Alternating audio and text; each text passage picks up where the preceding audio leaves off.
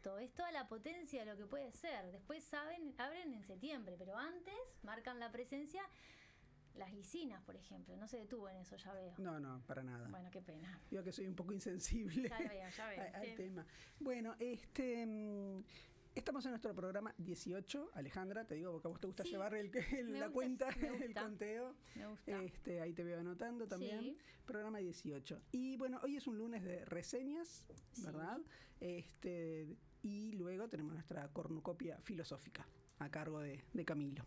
Así que bueno, yo traje para hablar hoy varias cositas. Traje esta novela que se llama Hilarie. Uh-huh. Está escrita por Andrés Olveira y editada por Pez en el Hielo, que tiene una tapa muy singular, muy linda, que es un cassette de audio, aquellos viejos cassettes de cinta y con toda la cinta para afuera, como solía suceder. Qué problema era ese, ¿no? Sí. Qué paciencia había que tener. Y qué bien que nos venían las Bic para empezar, ¿no? Las lapiceras Bic para volver a enroscar. Claro, sí. Y bueno, es reciente esta novela, sí, salió el año pasado, 2024.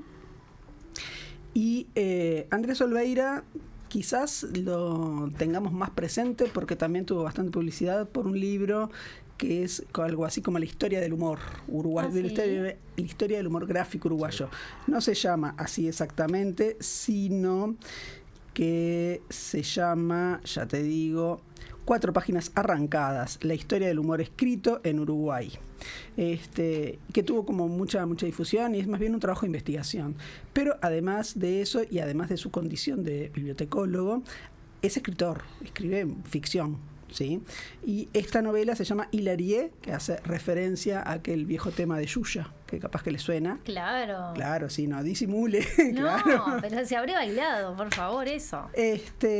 Y bueno, y es una novela muy divertida de leer, se lee muy rápido, y tiene un humor como bastante particular, así a mí, es como un humor noventas, me hace acordar.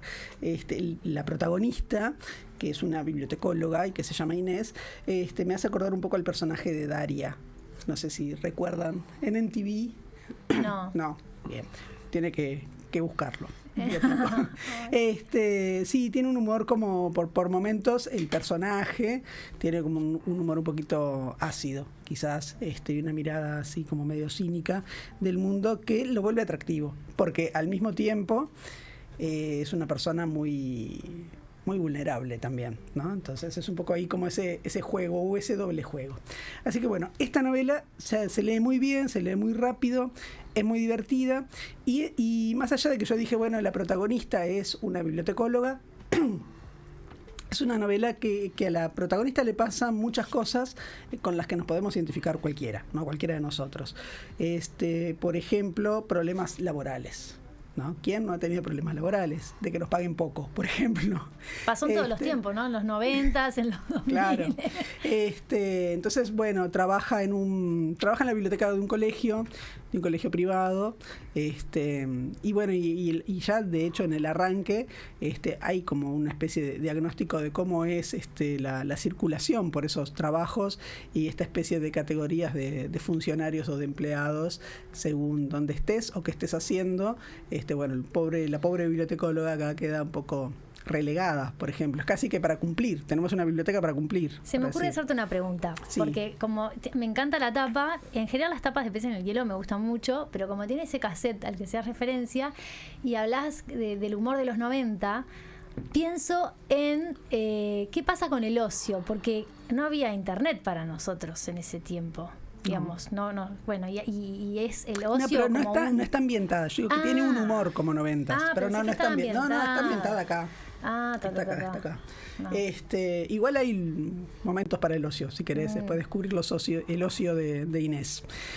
Pero bueno, esta novela está organizada, para ir un poquito en orden, en 7 capítulos, uh-huh. ¿Sí? Que como digo, se lee muy bien, se lee muy rápido, son ágiles y tiene una cosa que es como que no está pretendiendo impresionar, digamos, la novela, y entonces eso también lo vuelve como más te gustan más como las sorpresas, digamos, ¿no? Porque no, en ese sentido aparece con una cosa como muy chiquita, que es este personaje, que bueno, qué desgracias le pasan, es cerca de fin de año y le vienen a avisar que le van a reducir las horas de trabajo. Ay, qué horror. Ya que pobre, ganaba poco, digamos, le viene con esa noticia. Y entonces, bueno, se permite, digamos, como todos los comentarios, acerca de quién le da la información, cómo lo hace, y un poco ese diagnóstico de cómo funciona este mundo, y ahí ya tenemos una crítica, ¿no? Claro. Acerca de algunas o de tipos de instituciones o de colegios, de cómo se manejan. Entonces, bueno, y tiene otras cosas que la hacen como creíbles, un poco como el personaje loser, porque trabaja en la biblioteca de este colegio, estudió bibliotecología, pero eternamente está debiendo la tesis, ¿no? Acá Camilo levanta las cejitas porque no sé, ¿qué te pasa, Camilo? Bueno, primero un gran saludo a Andrés, que es mi bibliotecario, y es un gran tipo. Y bueno, me siento tocado porque un bibliotecario escribiendo de otros bibliotecarios da cuenta de una obsesión de estar adentro de ese mundo que es tan obsesionante, sí. y que tiene ese tipo de personajes. O sea, una de las cosas que hacen a las bibliotecas verdaderos universos es las personas que las habitan, que trabajan dentro de ellas, ¿no? Sí, sin duda. Todos raritos. Usted lo sabe. Todos raritos, lo que está en la Biblia, claro. No queremos mirar a nadie en particular. Nada. El que se dé por aludido ya sabe. Igual de cerca somos todos raros, ¿no? Sí, eso dicen. Tiene un epígrafe, digamos, una dedicatoria, no es un epígrafe. Tiene una dedicatoria que marca también un poco este tono que yo decía de que se lee bien y de que es ágil y de que busca de entrada como complicidad, que dice: a toda la gente que baila sola frente al espejo, ¿no? Entonces es un poco como una característica que no es que se muestre acá que tiene el personaje, pero que uno podría imaginarse a la protagonista bailando sola frente al espejo. Y luego sí tiene un epígrafe que es de una banda española que son los Punsetes, de la canción Persona Sospechosa, y dice: dime que no tienes dudas sobre ninguna cosa, confirmaré que eres una persona sospechosa, ¿no? Me parece que el operador también conoce el tupete ese porque está haciendo así con la cabeza. Estamos todos enganchados, enganchaditos. Bueno, sí. Para que tengan una idea un poco del tono en el que viene, leo un pedacito del comienzo. Bueno. Sí, se llama Pachamama con Wi-Fi. ¿Sí? Dice: es 26 de diciembre, ya no queda casi nadie en el colegio. Esa olla de hervor sostenido a partir de marzo se enfría luego de la primera quincena de diciembre, cuando se apaga la hornalla. Sin alumnos es un bar cerrado, con las sillas patas para arriba sobre las mesas, sin aromas que compitan con el olor a hipoclorito y con las moscas planeando su estrategia alimenticia. Pero Inés tiene que ir por la biblioteca, tiene que estar abierta durante los exámenes de secundaria. Es una formalidad que tiene que cumplir, pese a que a nadie usa sus servicios en esas fechas. Con los dedos de una sola mano está sobrada para contar a quienes antes de terminar las clases le pidieron algún texto para prepararse. Casi todos van a profesores particulares, porque la mayoría de los alumnos se lo pueden permitir. Son de colegio privado y aunque el Santa Brigitte se vanagloria de ser de barrio y afirma que su público objetivo son familias de clase media, la verdad es que este grupo de familias son amparadas en esta categoría de manera bastante capciosa, porque sus recursos los diferencian abismalmente de sus vecinos. Al comienzo de la vida educativa, en preescolar, y luego cuando llegan a primaria, a sus hijos les acomodan en el uniforme antes de subirlos a sus camionetas que los trasladan por muy pocas cuadras, a espaldas de los adolescentes o adultos que llevan a pie racimos de chiquilines con túnica y moña a la escuela pública que queda enfrente al colegio. Bueno, y así arranca, ¿no? Entonces le van a dar esta noticia, ¿no? En ese colegio entonces que la quiere dar un poco de clase media, de colegio de barrio, pero que tiene estos estudiantes con estas comodidades, le dan esta noticia: ay, qué pena, qué terrible, pero tenemos que reducir las horas, ¿no? Y entonces, bueno, empieza como todo el periplo vital de Inés de, bueno, ¿qué hago para sobrevivir? Y empiezan aparte a aparecer todas las cosas que ha hecho, reuniones en las que ha participado, campamentos en los que ha estado como para decir, bueno, estoy comprometida acá con el trabajo, me la juego un poco por por estos chiquilines y que ve que no le han rendido para nada, ¿no? Entonces, bueno, vamos a ir descubriendo un poco cómo es esta especie de submundo de este colegio. Y ese Pachamama con Wi-Fi es el sobrenombre que le pone a la que le trae la noticia, digamos, que después nos enteraremos bien por qué le pone esos sobrenombres, ¿no? De alguien que está como muy al tanto de lo que pasa por ahí, pero que quiere dar una imagen casi maternal, y sin embargo es la que viene a traerle esta noticia, ¿no? Entonces, bueno, vamos a tener este periplo. Y paralelamente nos vamos a ir enterando de sus historias laborales anteriores, ¿sí? Trabajó la protagonista en una editorial, librería editorial, también un poco chanta, digamos, su jefe, cómo se maneja por allí. También vamos a conocer un poco el círculo de amigas que tiene. Y la hermana oficia un poco de contrapunto, ¿no? El personaje de la hermana es un poco más joven y es un poco más optimista, ¿no? No digo que huele la primavera desde agosto, pero es bastante más optimista la hermana. Y hacen ahí como un contrapunto. Y también hay una historia familiar. Todo eso se va entretejiendo, parece que hay como muchas líneas narrativas, pero se van entretejiendo muy bien. Y otro punto fuerte que tiene la novela es que además de todos estos problemas que tiene en este momento la protagonista, el lugar en el que alquila, ella lo empezó a alquilar porque era, bueno, aparentemente barato y más o menos bien el lugar, pero inmediatamente que se muda, empieza a contar, empezaron a aparecer manchas de humedad, ¿no? Y la dueña de ese apartamento es alguien como un poco distante, que también está vinculada a estas iglesias de pastores, y le da largas y le dice que se están fundiendo, y bueno, ahí hay todo un tema allí del que se vuelve casi que una gesta heroica el cómo va a salir parada de esa situación. Y no quiero decir muchísimo más porque nada, quiero que la lean. Claro, ¿sí? obvio. Es divertida de leer y como decía, cualquiera se puede identificar con esas situaciones. En la relación con las hermanas, en lo que son los primeros trabajos, por ejemplo, en lo que es alquilar solo, ¿no? La primera vez que uno va a alquilar. Y también, bueno, ese humor que digo que tiene, que de pronto, bueno, se encuentran o reencuentran con la hermana, una vieja amiga, y bueno, y los comentarios que hacen acerca de cómo está posando esa persona, cómo se está presentando, que son así un poquito ácidos. Y por eso divertidos, ¿no? También de leer. Muy bien, pero hoy además, ya te digo, viniste con una novela que parece como, primero a la vista es extensa, tiene un montón de páginas. Sí, pero la lees rapidísimo. Muy rápido. Sí, yo, sí. O sea, no la leí de un tirón porque tenía cosas que hacer, pero digo, creo que fue, no sé, día y medio. No pudiste de claro en claro y de turbio en turbio. No, claro. Hay veces que la responsabilidad uno lo llama para otras cosas. Está muy bien. Pero bueno, la recomiendo mucho. Bien. En ese sentido, porque de verdad es muy, muy divertida y se permite, digamos, sus críticas en esa línea, ¿no? Bueno, ir señalando, este colegio es así, o tal trabajo pasa tal cosa. Hay unas referencias a la Biblioteca Nacional, ya que estamos acá frente a un bibliotecólogo, porque la protagonista hace unas pasantías en la biblioteca. No da el mejor informe. Sí, no da la mejor imagen. Pero bueno, hay muchas cosas que uno puede reconocer, ¿no? De lo que va diciendo por allí. Y después lo otro que traje para recomendar, porque no es que voy a hablar de todos estos libritos, sino que los voy a recomendar, es una colección que está sacando, bueno, que ya tiene un tiempo en realidad, pero es una colección de ediciones Más Quiroga. Y es en un formato, para la cámara podemos mostrar, pero para contarle a la audiencia, es un formato del estilo fanzine, podríamos decir, ¿sí? Y esta colección se llama El Perfecto Cuentista, ¿no? Aludiendo a nuestro querido Quiroga, y ya que es Ediciones Más Quiroga. Y son, cada volumen es un cuento.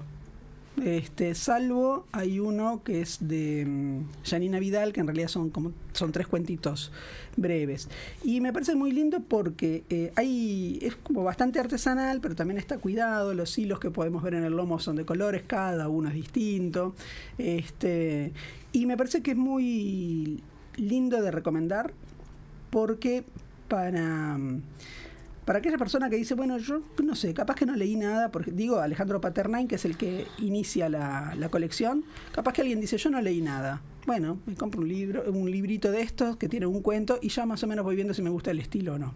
¿Quiénes son los autores? Los autores son, de los que tengo, me faltan 2 ejemplares para completar la colección, pero de los que tengo es Alejandro Paternain con Anónimo al claro de luna, Martín Bentancor, buenísimo este cuento que se llama La gran quemazón de chanchos, Nosotras, las hinchadas, de Rosario Lázaro Igoa, narradora hiper recomendable, capaz que la conoce porque también tiene este libro de cuentos Peces muertos y Cráteres artificiales.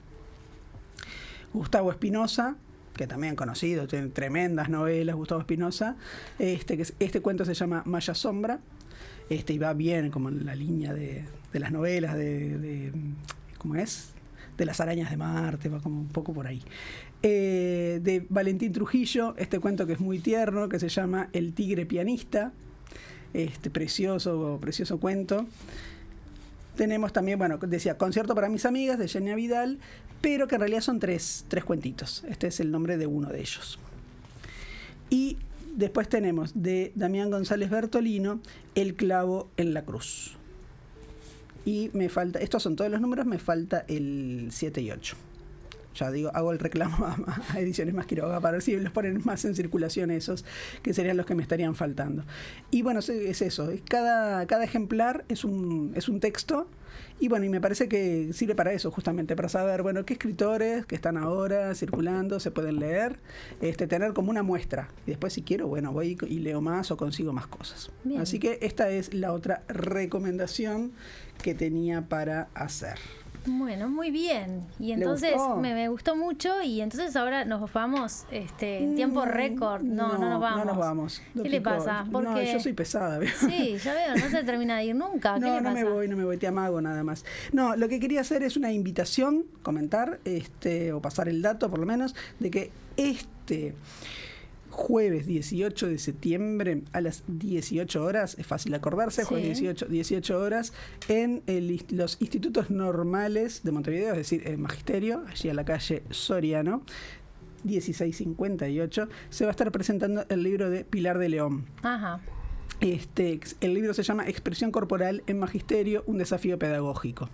Me parece que es un libro que promete bastante, porque Pilar de León es actriz, es dramaturga, es directora de teatro, es decir, que toda la cuestión escénica y corporal la conoce de primera mano y desde distintos puntos de vista.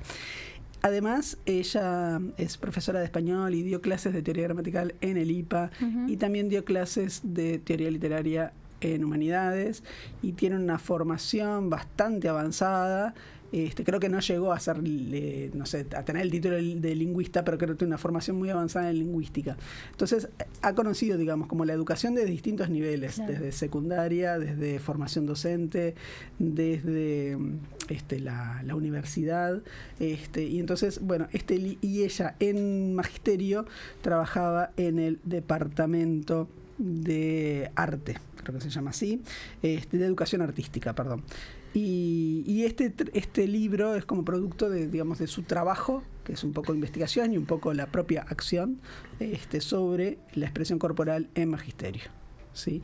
Y va a estar a cargo la presentación de Beatriz Correa, Andrea Cardelino y Carolina Montero. Bueno, ahora sí, Dopico, ahora sí, escuché, nos vamos escuchando todos. Algo que queda sonando y después contamos de qué se trata. Bueno, pensé que lo quería... No, lo decimos a la vuelta. Lo decimos ahora, ¿quiere? Así... Sí, yo digo de tanto misterio. Tiene razón. En realidad, así, porque se nos dio por ser consecuentes, y dijimos hace 2 programas atrás que íbamos a escuchar completo el disco del colectivo Voces del Agua, que es el disco, se llama Circe Maya, Poemas en Canciones. Hoy escuchamos la tercera canción, que se llama Conciencia. Muy bien.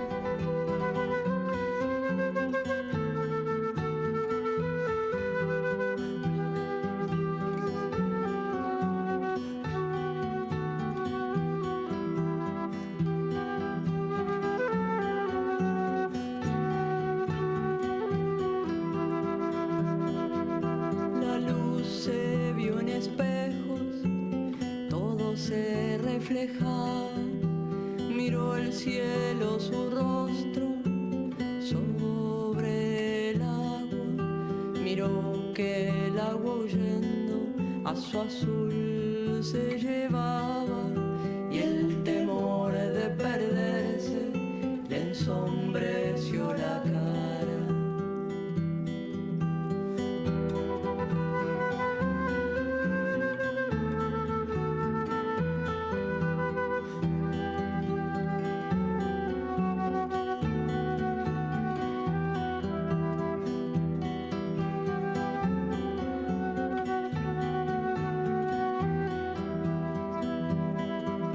se supo alegre el día, ligera la mañana, pie liviano la hora que se levantaba sobre un agua de espejos, se vio parada y de temor de hundirse casi ni pisaba.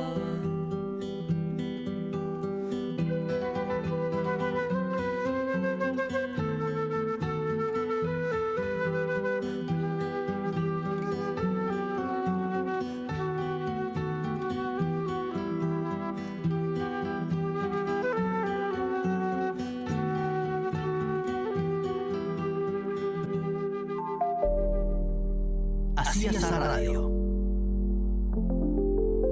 Libros en el aire. Y la verdad que me parece espectacular porque nos da como otra oportunidad a la gente y como que tener eso de poder estudiar cerca, no tener tantos gastos, estar como más con la familia, yo creo que te ayuda. Si la universidad no hubiera estado presente, no hubieran podido terminar una carrera de grado, que quieren su territorio, que quieren mejorar el lugar en el que viven y que encuentran en la universidad un modo de hacerlo.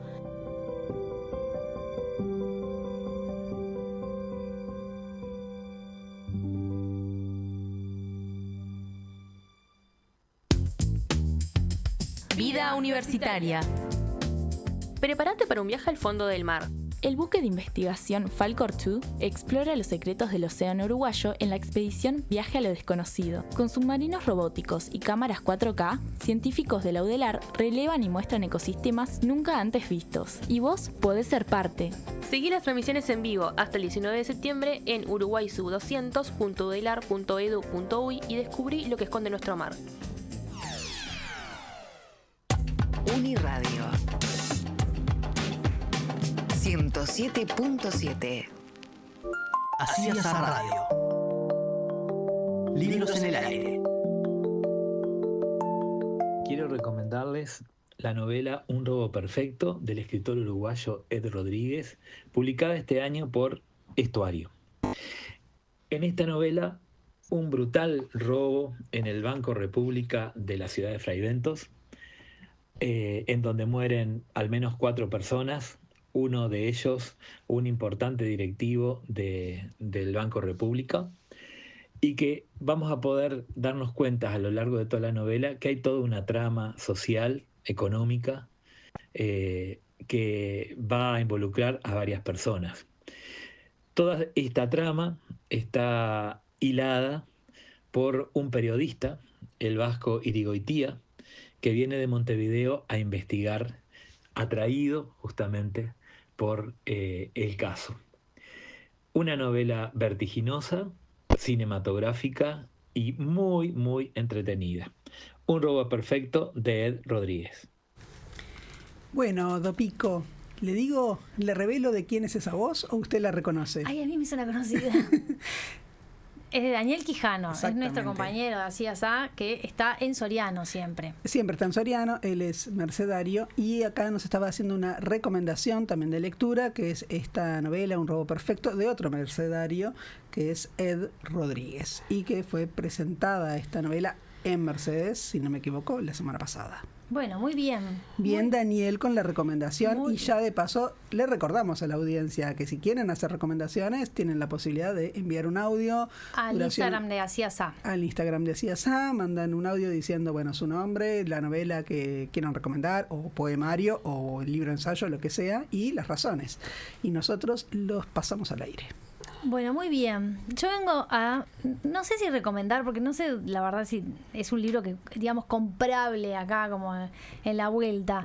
Vengo a contarles algo que me llamó la atención, que leí hace un tiempo, que se llama Poemas Atómicos, y la autora es Margaret Cavendish. Y bueno, es de editorial Descontexto, escritores, puede ser editores. Descontexto, editores, perdón. Y la autora, Margaret Cavendish, la duquesa de Newcastle, fue una aristócrata inglesa que centró su vida en la reflexión acerca del lugar de la mujer en su sociedad escribe en un momento algo así como: las mujeres viven como murciélagos o búhos, trabajan como bestias y mueren como gusanos. Llegó a decir eso. En la escritura, tanto en textos literarios como en tratados filosóficos y científicos, ha desarrollado sus teorías de pensamiento. El asunto es que es un personaje bastante singular. Estamos hablando del siglo XVII. Esta duquesa nace por 1624 y muere en 1674, Inglaterra, ¿no? Y la realidad es que es una figura la más heterodoxa del panorama de la literatura inglesa del siglo XVII. Escribió, como dije recién, poesía, novela, drama, tratados científicos filosóficos, ¿no? ¿Y por qué en esta variedad de géneros? Y bueno, porque iba probando en esto de, ninguno de los géneros elige en particular y juega con todos los otros como para que sus ideas, esas en las que está pensando todo el tiempo, que van por lo pseudocientífico, lo científico y lo filosófico, vayan rompiendo el paradigma del conocimiento de aquel tiempo, ¿no? Entonces el espacio que encuentra para ir expresándolo es, digamos, entre comillas, el literario, ¿no? Es como la posibilidad de escribir aquello que, animarme a decirlo de repente en un poema, porque entonces si está escrito en un poema no tiene ese peso que tendría en otro espacio. En uno de sus trabajos, correspondiente al año 1666, plantea su oposición a los métodos científicos basados en la experiencia empírica y en la dioptría. Es decir, ella considera que estos inventos, como el telescopio o el microscopio, engañan al ojo humano. Entonces, como engañan al ojo humano, fomentan teorías equivocadas. A mí me parece una despegada imponente. Igual está media cucú, me parece, pero después intentaré convencerlos o no sé. Considera que todo método, aparte me encanta que esté Camilo acá, porque entonces todas las cuestiones filosóficas, vos míralo a él. Lo miro a él para que me haga así con la cabeza o que me diga, no, está cerrando. Considera que todo método experimental debe estar, mira esto, subordinado al pensamiento especulativo que parte de una reflexión individual y particular del sujeto cognitivo. ¿Estoy bien? Sí. Estoy bien. Vos ahí me decís, Ale, eso es un disparate, y yo te digo, hablalo con ella. Vamos, el bloque mío trata de eso, así que estamos en tema. Es como empirismo versus racionalismo, ¿no? Sí, ella va como en esa línea. Entonces, Margaret Cavendish, pero digo, es una mujer y es 1600 y pico lo que está. Margaret Cavendish, en el último periodo de su pensamiento, va a describir la naturaleza como un organismo que se divide en infinitas y diversas partes. Cada parte diversa, mira esto, Vanessa, cada parte tiene un conocimiento y percepción distinta y particular, tanto sensitiva como racional, es decir, cada parte del todo. Mira, qué interesante. Muy interesante, porque ahora se viene, mira, rompe todo con esto. Comienza su carrera literaria y su reflexión sobre el conocimiento científico del mundo físico con una serie de poemas, ¿no? Y allí desarrolla lo que llama su teoría atómica o atomista, por esto se llama poemas atómicos. Son explosivos. No, mentira. Entonces, ¿qué pasa? ¿Qué ibas a decir? No, te iba a preguntar si retoma algo de los griegos que tenían la cuestión esta atomista. Ahí está, ahí voy. Ella escribe este texto que se llamó Poemas y Fantasías en 1653. Lo interesante es que entiende el concepto de fantasía como la imaginación creadora, ¿no? Cuando digo fantasía, para ella es esto. Y además va a haber 2 ediciones más de estos poemas en 1664 y 1668. En este conjunto de textos poéticos expone su primera teoría acerca de la naturaleza, la cual se constituye a partir de una teoría particular de los átomos. En su teoría, los átomos no son visibles, pero sí sus consecuencias, derivaciones, efectos. Entonces, la especulación acerca de la existencia de los átomos es lo que va a dar inicio a su pensamiento científico y filosófico, en esta edición. O sea, piensan al respecto de esto. Claro, y ahí yo dije, me anoté mis trencitos, ¿no? Hagamos un poco de historia, porque no es que la señora inventó el concepto del átomo, ¿no? Y parece que, y acá también, por favor, Camilo, corregime, el concepto de átomo existe desde la antigua Grecia por Demócrito y Epicuro. Correcto. Correcto. El concepto, mira, esto me pareció, a mí me encantó, pero es una pavada para la gente que estudia filosofía, pero para mí fue magnífico. Este concepto se generó, digo, el de átomo, como una necesidad filosófica. Sí, correcto. No por medio de la experimentación, obvio, no teníamos Correcto. los elementos, Vamos, ¿no? sí, Entonces, es como un recurso filosófico para entender la realidad o para entender el mundo. Para resolver un problema conceptual. Bien. Exacto. Entonces, parece que el avance significativo del dato del átomo en realidad se instala en 1773 de la mano de un químico francés, Antoine Laurent de Lavoisier, ¿puede ser? Lavoisier, sí. Lavoisier. Y la materia no se crea ni se destruye, dijo, simplemente se transforma. Yo pensé que había sido Drexler, pero no, me equivoqué. No. Era bastante anterior. No, téngame fe. Ni en broma. Pero parece que en realidad esto fue demostrado recién en 1804 por John Dalton. Dalton, sí, bien, correcto. Perfecto. O sea, viene con tanto material hoy que te digo. Margaret dice como justificación de su teoría científica que le interesa, al componer en poemas sus ideas, entretener, desarrollar ciertas fantasías con respecto a la naturaleza física del mundo. Suponemos que el lenguaje poético es el instrumento que le sirve para poder exponer su idea del mundo y a la vez oponerse a otros usos retóricos del lenguaje científico de su época. A mí me encantó esto por lo que conversamos siempre a propósito de la poesía como una forma de conocimiento, ¿no? Bueno, algo interesante que tengo como para que vean que es una figura importante, hay un rescate que hace de ella Virginia Woolf hace un artículo sobre la figura de Margaret Cavendish y bueno, destaca y marca, ¿no? Que era una muchacha muy excéntrica. Parece que ella se cosía sus vestidos, pero eran vestidos que ni parecidos a los que usaban las demás. Logró durante su vida ser ridiculizada por los sabios y aplaudida por los doctos, dice Woolf. Fue la octava de 7 hermanos, ¿no?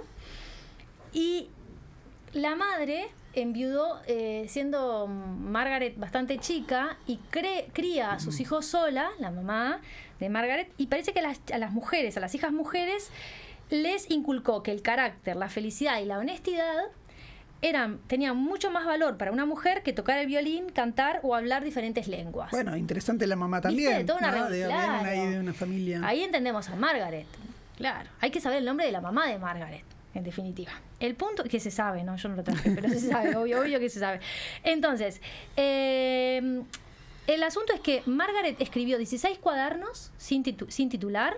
Parece que su caligrafía era como bastante desprolija, como si escribiera apurada, ¿no? Como con mucha cosa por decir. Parece que de niña no le gustaban los juguetes. Ella salía a caminar, se perdía allí horas reflexionando. Y acá tengo algo textual que lo tomo del artículo de Virginia Woolf, que dice todo lo que sus sentidos le demostraban, ¿no? Y ella parece que le gustaba reflexionar sobre eso. Y su gran placer consistía en confeccionar esos vestidos. Siempre le gustó ser singular. Y destaca Virginia esto de una beta salvaje, el amor por la gala, porque ella fue, estuvo en la corte, ¿no? Y entonces, tiene todo ese gusto y además por la extravagancia y ser famosa. Quería ser famosa. Es dama de la corte. Dice de las mujeres lo que les comenté antes. Y yo, si les parece bien, voy a leer un fragmento. No leí ningún poema. No, te iba a decir porque... Ay, qué mal que estuve. Cuando vos estabas hablando de la teoría atomista y todo lo demás, sí. Yo me acordaba que está el libro de Lucrecio, el de la naturaleza de las cosas, que retoma Epicuro, qué sé yo, y también retoma un poco esto de la teoría atomista de Demócrito. Sí. Pero bueno, por más que sepamos que fue escrito en verso, es casi que un tratado, una Claro. cosa así. Entonces es como a ver cómo son los Mirá, poemas de mirá. Margaret. Este se llama De átomos aéreos. Los átomos largos que producen las corrientes de aire son huecos, por lo que toman la suave forma del aire. Esto hace que el aire y el agua nunca coincidan, porque ambos están en el vacío, pues los átomos de aire están hechos como tubos y los átomos de agua circulares, parecen un cimbal. A pesar de que uno es largo y el otro circular, aún en medio se puede encontrar un vacío, lo que nos hace pensar que el agua se vuelve aire y el aire suele transformarse en agua, como dos gemelos que son a menudo confundidos porque su vacío hace a ambos suaves.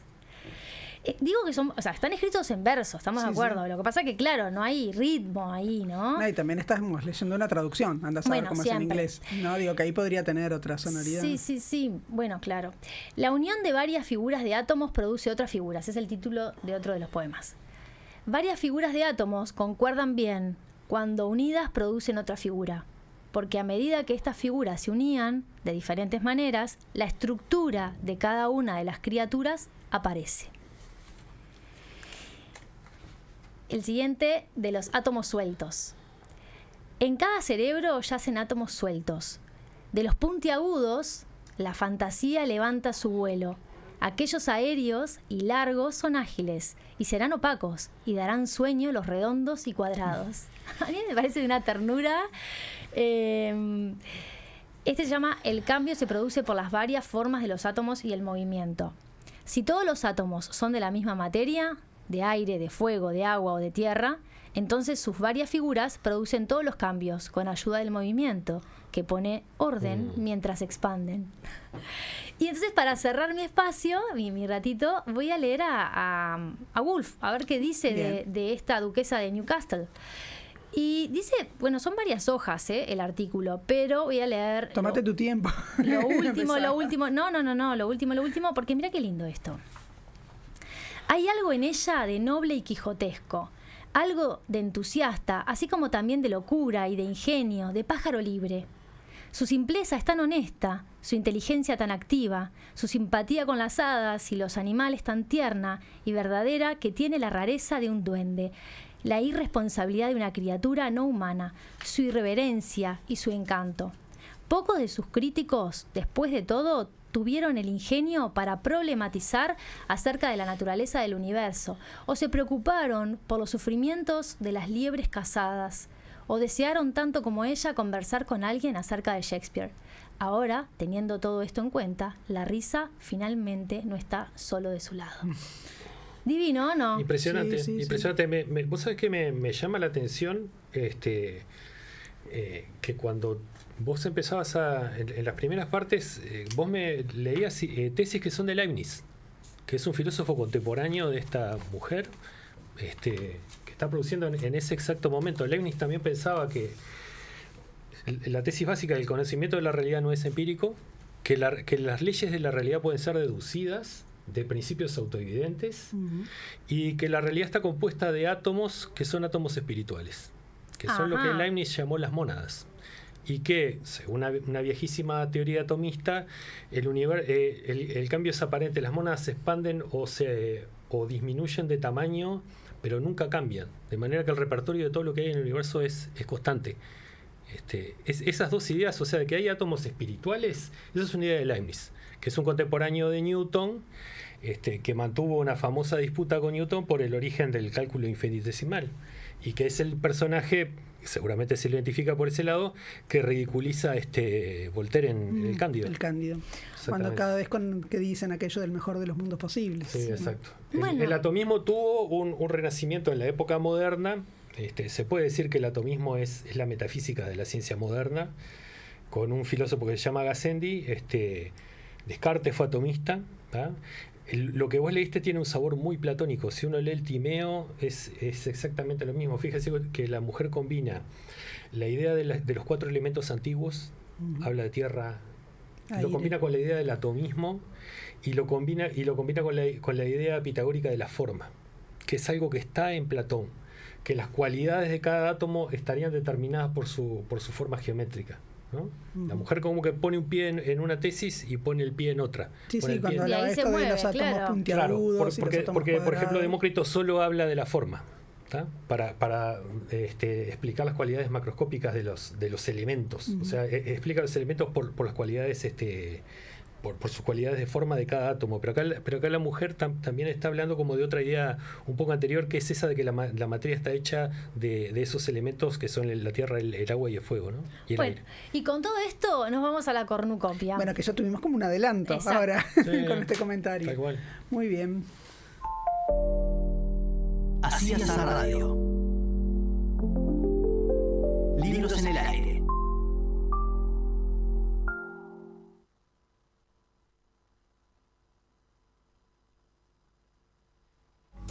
Atención pensadoras, pensadores.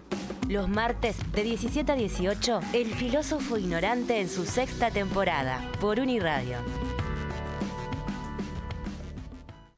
Hoja en blanco, periodismo local para sobrevivir al apocalipsis del tecnoceno y el capitalismo feudal al que nos someten. Bueno, tal vez no tanto, pero al menos un espacio para hablar de algunas cuestiones que deberían importarnos de acá y del mundo. Jueves a las 14 horas por Uniradio. Uniradio 107.7. Así es la radio. Libros en el aire. Así es la radio. Cornucopia.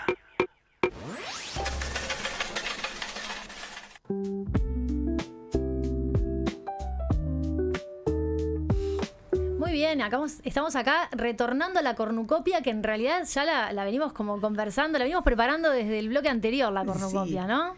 Sí, todos los elementos de los que vamos a hablar hoy están en esta poesía, y vamos a ver cómo empezó el problema, cómo empezó este problema. A ver. ¿Cómo empezó este problema? El del huevo de la gallina, dice usted. ¿Cuál? Este gran problema de varias cosas, del cambio y de cómo conocer el mundo. A ver. Entonces, bueno, lo que les propongo hoy es hablar de los argumentos de Zenón, que quizás ustedes conozcan. No, claro que o no. las paradojas de Zenón. Allá Alejandra dice que no, que rotundamente. Sí. Vanessa, capaz que... Un poquito más. Poquito.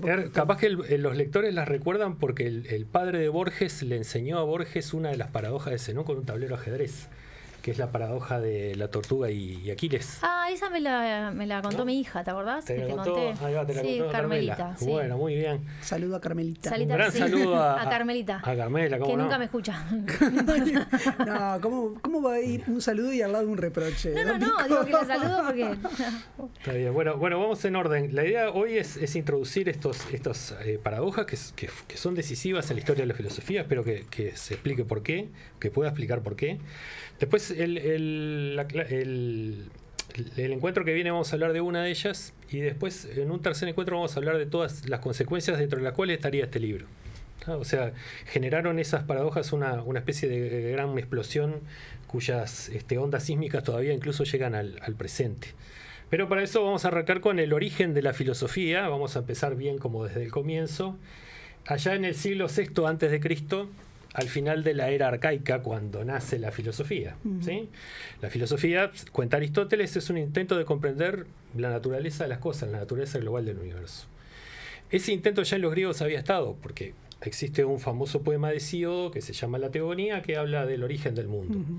Pero ¿qué es lo que hacen los filósofos que no hicieron los poetas, que habían sido los anteriores maestros del pueblo griego? Buscar una explicación que estuviera por fuera de la tradición y buscar razones que apoyaran lo que ellos afirmaban. Algo que es completamente nuevo en el pensamiento humano y fue un salto gigantesco. ¿Sí? El filósofo no podía apelar a la musa como hacían los poetas, ¿no? Homero sabía de lo que había pasado en la guerra de Troya porque se lo había contado la musa. Y otro tanto el origen del universo en Hesíodo, la musa le cuenta lo que hay, ¿no? Pero los griegos ya sabían que las musas, lo dice Hesíodo en la Teogonía, a veces dicen la verdad, a veces mienten, ¿no?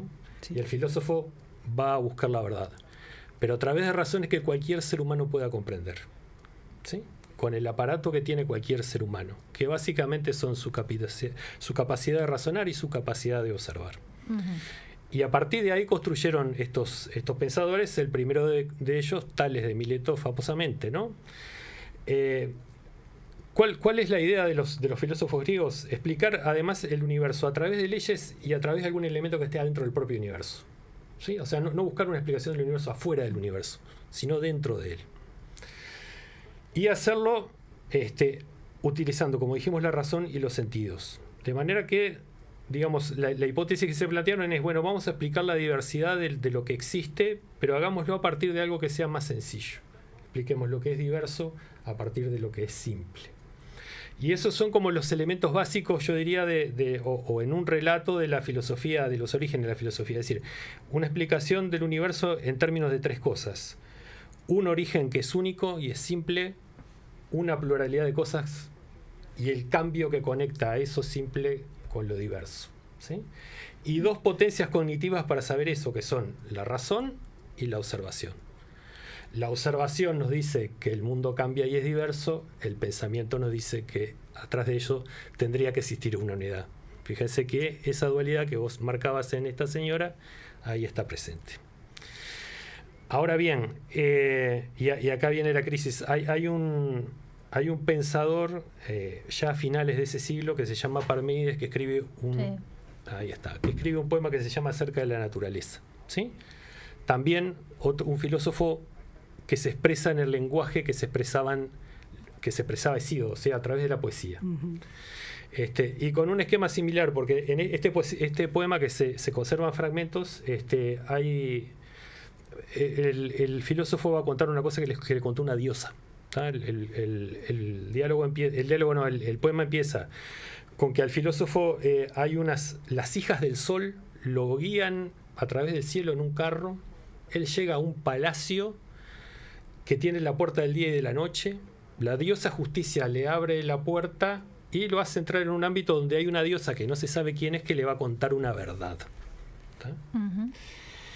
Esa verdad le dice que hay dos tipos de verdades. Una que es la verdad y otra que es lo que los hombres dicen que es la verdad, lo que ella llama la opinión.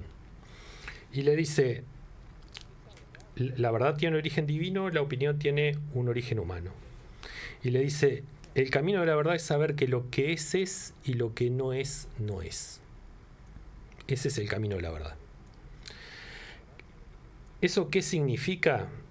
O sea, y le dice, bueno, de esos dos caminos tenemos que tomar por el camino del ser. El camino del no ser no lo podemos tomar porque el no ser no puede ser pensado.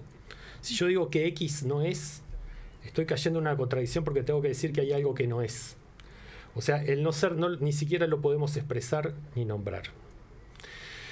Y el camino del ser, dice, nos muestra una cosa, y es que lo que es no puede haber surgido de lo que no es, ni se puede transformar en lo que no es. ¿Cómo repetir un poquito eso?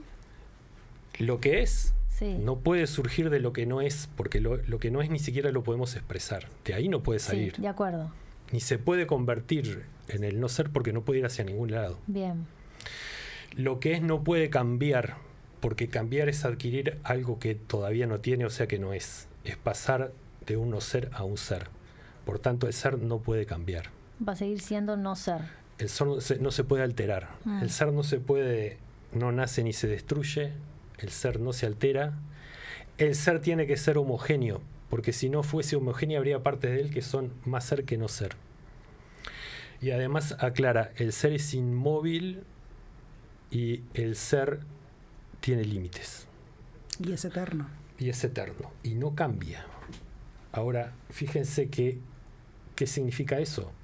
Que este mundo de muchas cosas y que cambia no puede ser. Porque yo tengo un argumento lógico que me dice que todo esto que estamos observando no puede ser.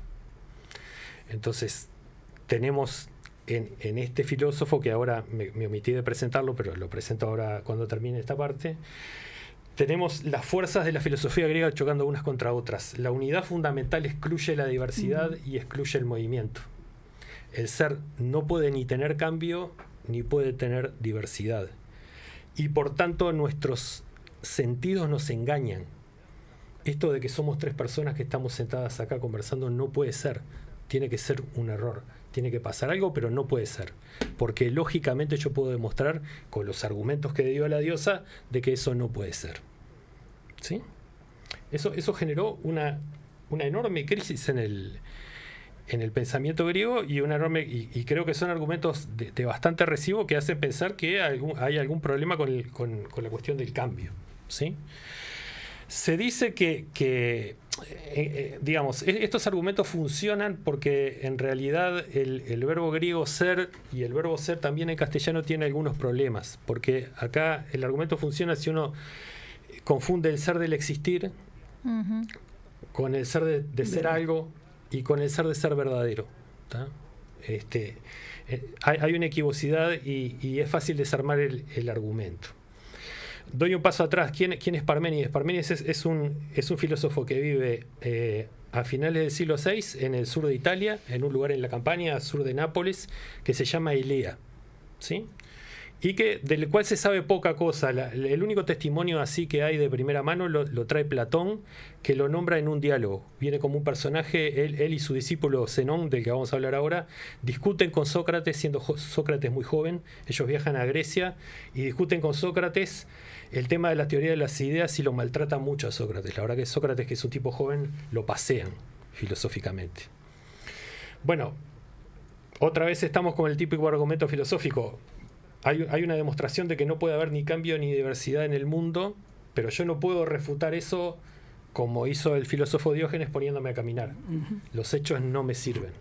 Tengo que ver qué problema hay con esos argumentos. Y atrás de eso viene su discípulo, que es Zenón, que dice, bueno, estos argumentos parecen notoriamente falsos, pero miren qué pasa si yo acepto que las cosas cambian y que hay muchas cosas. Y aquí vienen sus argumentos, que son los que vamos a plantear hoy. Zenón plantea 4 argumentos en contra de que las cosas que no puede ser, o sea, él defiende que es imposible que las cosas se muevan. ¿Por qué? Porque si las cosas se movieran, ahora lo vamos a ver, se producen conclusiones que no tienen el más mínimo sentido. Y produce 4 argumentos en contra de que hay pluralidad de seres, o sea, de que existen muchas cosas en el mundo. ¿Sí?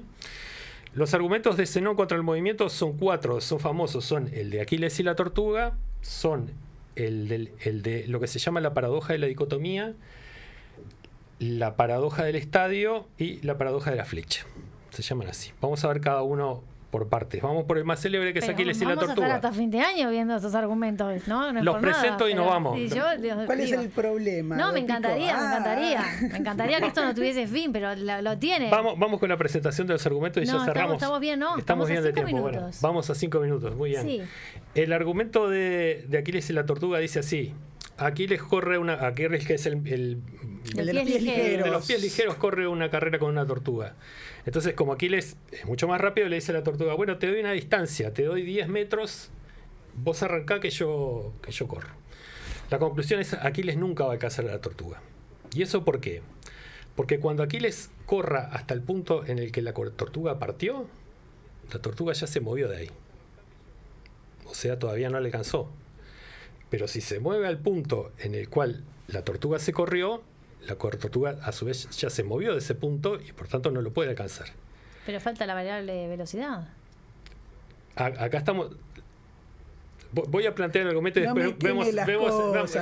Ahí está. No altere las cosas. Claro, porque. En voz alta, correcto. Perdón. Lo que pasa que ahí ahora vuelvo a eso. Ay.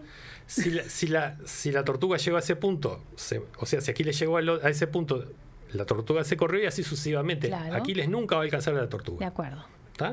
De acuerdo. O sea, el hecho de que Aquiles alcance un punto en el espacio es imposible. Moverse en el espacio es imposible. No puedo llegar jamás a ese punto. ¿Está? Ese es el argumento 1. Lo reafirma con un argumento 2. Dice así. Supongamos que Aquiles simplemente parte y tiene que recorrer una distancia, como la que hay entre ese vaso y ese vaso. Dice, bueno, va a tener que llegar a la mitad de la distancia. Pero antes de llegar a la distancia va a tener que llegar a la mitad de esa distancia. Y antes de llegar a la mitad de esa distancia va a tener que llegar a la mitad de esa mitad. Y antes de eso a la otra mitad y así sucesivamente de forma infinita. De manera que Aquiles jamás va a poder avanzar ni un solo paso del lugar en el que está. El movimiento otra vez es imposible. Hay otra paradoja. Eso pensando que digamos, como para decir que el ser no se puede dividir, ¿no? Que Digo, no se sí, puede porque mover, si que no hay... No, digo, pero en esto de ir pensando la divisibilidad... No, que es... no, ahí está, eso es lo interesante. Muy buen punto. Perdón, pero yo no puedo estar de acuerdo con esto. Bueno. Vamos, el problema es por qué, en qué falla. Los argumentos son contra el movimiento, en este caso, no son sobre la diversidad del ser, pero tienen que ver con la divisibilidad del espacio. Eso sí es correcto. ¿Para qué? ¿Por qué te distrajiste por algo? Sí, me distraje por algo. Pobre, le estamos alterando el orden. De No, está bien. Es decir, estos argumentos, ¿por qué también son interesantes? Porque Parménides ataca muchas cosas. Parménides ataca la idea de que puede haber lo que Aristóteles llamaba generación y corrupción, o sea, que un ser pueda aparecer en la existencia, ¿sí? Que pueda ser destruido, que pueda desaparecer de la existencia, o que pueda adquirir una cualidad o no. El problema que está tratando acá Zenón es mucho más sencillo. Es simplemente cómo una cosa se puede desplazar en el espacio, ¿sí? Y lo interesante, y esto conecta con el mundo moderno, es que la ciencia moderna del siglo XVII, la primera pregunta que se hace es cómo se desplazan las cosas en el espacio, ¿tá? Contra argumentos que dicen que moverse en el espacio es imposible. Y acá vamos al argumento que más ataca la visión de la ciencia moderna, y es el siguiente. La paradoja de la flecha. Yo tiro una flecha, ¿sí? Y pienso que en un momento de tiempo transcurre una distancia. Pero tomemos un pedacito más chico de eso. La distancia que recorre es menor. Pensemos en otro pedacito más chico. La distancia que recorre es menor. Y otro más chiquito y es menor y es menor. No pensemos en la flecha de sustención, pensemos, por ejemplo, en un punto en el centro de la flecha, que es como se describe el movimiento de física. Ese punto cada vez va a ser menor, y la flecha se va a mover menos hasta que lleguemos a un punto. Pero cuando llegamos a un punto, ahí la flecha ya no se mueve, porque está en ese punto. Pero eso le pasa a la flecha en cada uno de los puntos de su trayectoria. Y entonces la pregunta es, si la flecha nunca se movió, ¿cómo puede haberse movido? No, la flecha se movió. Usted la está haciendo retroceder. Espere un poco. No, porque lo único que tengo es una colección infinita de momentos en que la flecha no se está moviendo, está estática. ¿Cómo puede ser que eso dé lugar a un movimiento? ¿Sí? Esa es la otra pregunta que se hace Zenón. Y hay un cuarto argumento, que es el argumento del estadio, que me lo voy a saltar porque no es muy interesante, pero que tiene que ver con la relatividad del movimiento. Ahora, ¿qué es lo que tiene de bueno este argumento? Y tiene que ver con lo que vos decías. El argumento ataca el movimiento desde dos lados. En el argumento de Aquiles y en el argumento de la dicotomía, te dice que el espacio es indivisible. O sea, perdón, que el espacio es divisible, que yo lo puedo picar en pedacitos más chiquitos y nunca encontrarle un fin. Esa es una visión del espacio. En el argumento de la flecha te dice, no, yo no lo pico infinitamente, yo llego a un punto. Entonces, sea que el espacio sea una colección de puntos, o sea que no sea una colección de puntos, en ningún caso es posible el movimiento. ¿Sí? Sí. Es un gran, enorme problema filosófico. Como vos decías, ¿en qué están fallando estos argumentos? Y acá hablo sobre la importancia de estos argumentos. Estos argumentos tienen que ver con el infinito y tienen que ver con el infinito y tienen que ver con el movimiento, que son dos temas centrales de la ciencia moderna. Entonces vamos a ver cómo es que se resuelve ese tema del movimiento, porque efectivamente lo que dice Zenón es que la velocidad de la flecha en cada punto es cero y nosotros sabemos que no es cero. Pero para eso faltaron siglos, así que bueno. Para eso 2 siglos y un par de semanas. Y la próxima venimos y un par de semanas para encontrarte de vuelta, Camilo. Bueno, gracias por acompañarnos. El lunes que viene, programa grabado por vacaciones. Exacto, tenemos el asueto y se va a repetir el programa del día 18 de agosto, que fue el programa dedicado a Idea Bailariño, y pueden retomar los argumentos de Camilo, porque ese día también estuvo Camilo. Muy bien, nos vemos. Nos vemos. Gracias. Así es la radio.